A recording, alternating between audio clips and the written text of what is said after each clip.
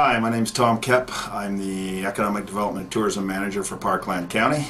Parkland County is a small rural municipality directly west of Edmonton. It has about 31,000 people living in it right now.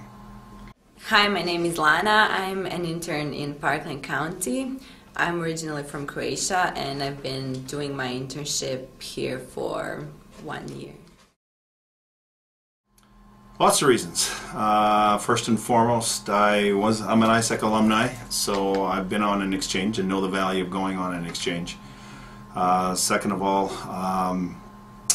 it really fits a need. It works out really well for finding a short-term employee that you need to fill a gap, or in my case, I had a maternity leave. And so my assistant went on maternity leave and was trying to figure out what I was going to do in a tight economy where it's tough to find qualified applicants.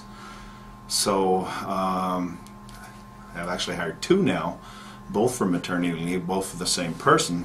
And so what we did is brought in a maternity leave fill-in for that 1 year, and then it was easier because he had a qualified applicant, had somebody with good education background when they screened him, so we could find somebody that had some relevant background as far as education and job experience. Both the trainees that I've got had worked in North America before, so they had fairly good language skills, and so combination of language experience and education, and perfect for filling a gap in employment here. So it was a perfect fit for us. Yeah, obviously the initial one, because I have some familiarity with AIESEC, was a little bit easier, but the initial contact was, we're looking for somebody, what can you do? And all the answers were very easy.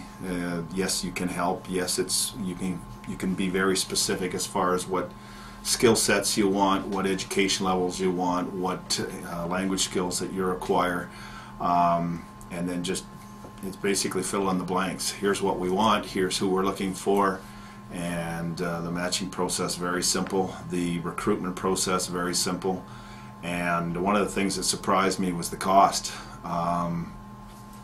There's a fee associated with going through the process, but it's actually works out to be less than what it would cost normally to recruit somebody even part-time for a fill-in. By the time you take into consideration the costs of advertising in the various papers, getting the original 50 or 60 resumes, reading through all of those, the amount of time that requires, setting up the in-person interviews, interviewing, possibly doing a second interview. By the time you add up all the time and all the costs, it's actually easier to pay an upfront fee where they match very closely to what you're looking for, and then you still get a wide range of choices, but they've cut the poor choices out, for lack of a better word. So the only ones that you get are ones that fit really well. So it's actually cheaper, easier, and it actually didn't take very long either. So very good combination that way.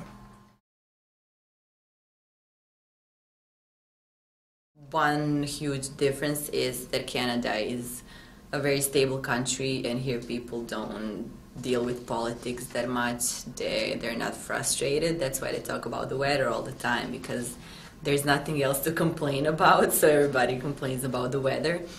But it also affects the work climate, because at work, that's where you spend 8 hours, and if the work climate is good, then you're gonna feel better after work and you're gonna spread your positive energy. Whereas I think in Europe in general, and in Croatia especially, people are frustrated at work, and they're frustrated like everywhere. You just feel it when you, I don't know, in the streets, in the stores, you feel how people are just worried about so many things, and there is this aspect of politics that's constantly there, and everybody always talks about politics, and people always complain about so many things. And in Canada, like, okay, you work, you do your job, and you get well paid for it, and it's like there's not that many things to complain about in Canada. No, other than I highly recommend it. I mean, it's something that is a great experience. It's something that gives you an opportunity to grow, gives them an opportunity to get some great experience and some very different cultural exchange. The thing that I've always loved about AIESEC is it makes the world smaller. And I mean, you can talk all you want about communications and Facebooks and Twitters and tweets and what have you, but the best way of finding out something about another person or another culture or another religion or another whatever is to get to know that person. And that's what it gives you the opportunity to, is sit down and get to know somebody from a different part of the world who may have different culture, may have different religion, may have different skin color. It doesn't matter. What you find out is it's just people are people. Doesn't matter where they come from or what their background is, they're people. You either like them as a person or you don't like them as a person. And so you see them for what they are instead of, oh, you're a Croatian, or you're a Slovak, or you're a Canadian. It's all, oh, you're a person. You just happen to be from a different area, but you got similarities, you got dissimilarities. But it really makes the world a smaller place, and to me, I think that the ideal of AIESEC, which is to reduce global tension and to foster understanding, there's no question in my mind, the more you get to know about another culture, another religion, or another whatever, the less chance there is for bigotry, the less chance there is for hatred. And hey, if there's no bigotry, no hatred, a lot of times you can avoid conflict, and that's all good as far as I'm concerned.